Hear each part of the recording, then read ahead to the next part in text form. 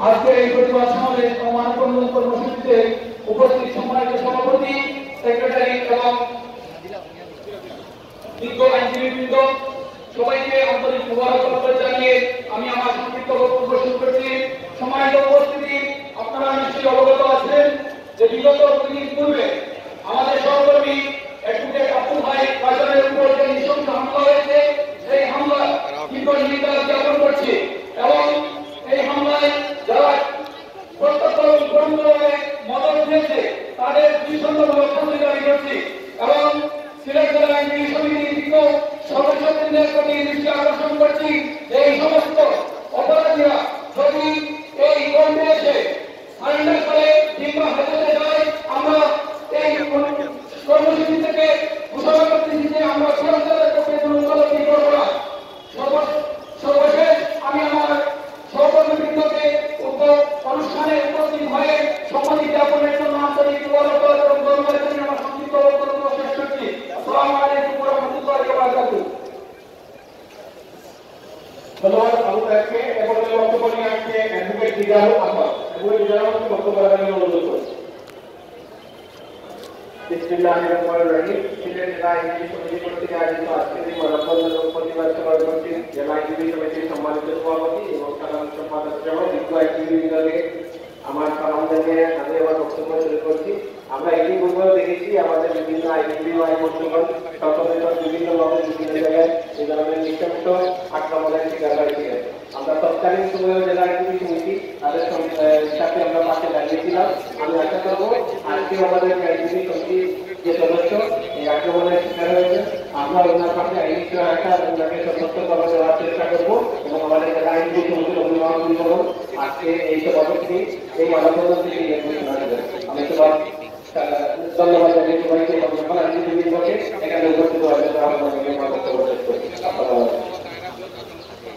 সম্মানিত উপস্থিতি, এখন বক্তব্য নিয়ে আসছে সিলেট জেলা আইনজীবী সমিতির বিজ্ঞ সদস্য অ্যাডভোকেট নজরুল ইসলাম। বিসমিল্লাহির রহমানির রহিম।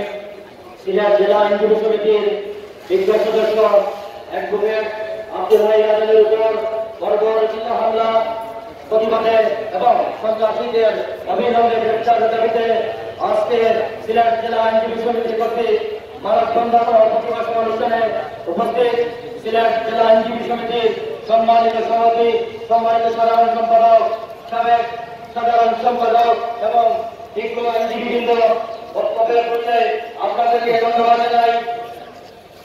সুপ্রিয় উপস্থিতি, আপনারা জানেন গত বৃহস্পতিবারে কোর্ট থেকে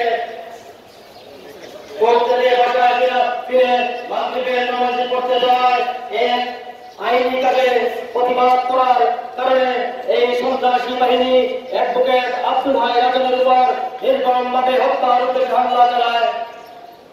এর প্রতিবাদে আজকের এই মানববন্ধন কর্মসূচি, আমরা এই প্রতিবাদ কর্মসূচির মধ্যে স্পষ্ট ভাষায় জানিয়ে দিতে চাই, অ্যাডভোকেট রাজন শুধু একটু ব্যক্তি রাজন, কিন্তু অ্যাডভোকেট হচ্ছেন একটি সমিতির সদস্য। এই সমিতির সদস্যের উপর এই হামলা আমরা আইনজীবীবৃন্দ কোনোভাবে মেনে নেব না। সুতরাং আমরা স্পষ্ট ভাষা বলে দিতে চাই, এই সন্ত্রাসীরা যাতে কোনো আইনি সাহিত্য না পায়, আমি এর দত্ত আহ্বান জানিয়ে সকলকে ধন্যবাদ জানিয়ে আমি সংক্ষিপ্ত বক্তব্য শেষ করছি। আসসালামু আলাইকুম।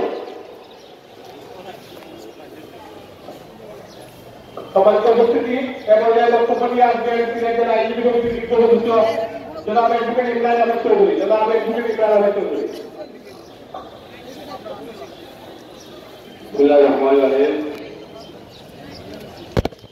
সিলেট জেলা আইনজীবী সমিতির বিজ্ঞ সদস্য অ্যাডভোকেট আব্দুল ভাই রাজনের উপর সন্ত্রাসী হামলার প্রতিবাদে আজকের এই মানববন্ধন এবং প্রতিবাদ সভায় উপস্থিত সিলেট জেলা আইনজীবী সমিতির নির্বাচিত সভাপতি, সাধারণ সম্পাদক, সাবেক সাধারণ সম্পাদক, সিনিয়র আইনজীবীবৃন্দ এবং বিজ্ঞ আইনজীবীবৃন্দ, উপস্থিত বিভিন্ন স্তরের জনতা, আসসালামু আলাইকুম এবং আদাব। আসলে একজন আইনজীবী আব্দুল ভাই রাজন, উনি একজন অন্যায় প্রতিবাদ করেছিলেন। উনি কোনো ব্যক্তিগত কাজে হলো, উনি কোনো সম্পত্তি রক্ষার জন্য তার সম্পত্তি লুটেও না, একটি অন্যায় প্রতিবাদ করেছিলেন, যার জন্য এই সন্ত্রাসীরা তাকে প্রাণে হত্যার উদ্দেশ্যে এই সন্ত্রাসী আমরা চালিয়েছি। আমরা ছবিতে দেখেছি একটা রক্তাক্ত ব্যক্তি, একটা রক্তাক্ত অবস্থা তাকে ফেলে রেখেছে। এটা কিন্তু একজন আইনজীবী হিসাবে আমরা মেনে নিতে পারি না। আইনজীবীরা আমরা এই গণতন্ত্রের মধ্যে আইনজীবীরা আমরা সর্বদাই ন্যায়ের পক্ষে লড়বো, অন্যায়ের প্রতিবাদ করবো, বাউন্ডারির বাইরে গেলেও আমরা অন্যায়ের প্রতিবাদ করবো। আজকে আমি আইনজীবী বাহিনীর প্রতি আমাদের আহ্বান, বিচারক যারা আছেন তাদের প্রতি আমাদের আহ্বান, এইভাবে অন্যায়ভাবে একজন আইনজীবীর উপর যেভাবে হামলা হয়েছে, অতীতেও বিভিন্নভাবে হয়েছে, ভবিষ্যতে হতে পারে, এইসবের বিরুদ্ধে আমাদের সন্তান হওয়া উচিত, আমাদের প্রতিবাদ জানানো উচিত, আমাদের প্রমাণ করা উচিত। আইনজীবীদের গায়ে হাত দিলে সেটা বাঁচা যাবে না। এই বিচার আন্দোলনে এসে আইনজীবীদেরকে আর পাবে না। আমরা সকল আইনজীবী এইসব সন্ত্রাসীদের বিরুদ্ধে আমরা ঐক্যবদ্ধভাবে বিচার আন্দোলনে লড়াই করবো, বিচার আন্দোলনে আমরা প্রতিবাদ জানাবো। তাদের জন্য ন্যায় বিচার যাতে আইনজীবী পায় তার জন্য আমরা সর্বদা সবাই মিলে ঐক্যবদ্ধভাবে আমরা তার প্রতিবাদ করবো, আমরা তার চেষ্টা চালিয়ে যাবো, তার বিচারের জন্য। সেই আশাবাদ ব্যক্ত করে আমি আমার সবাই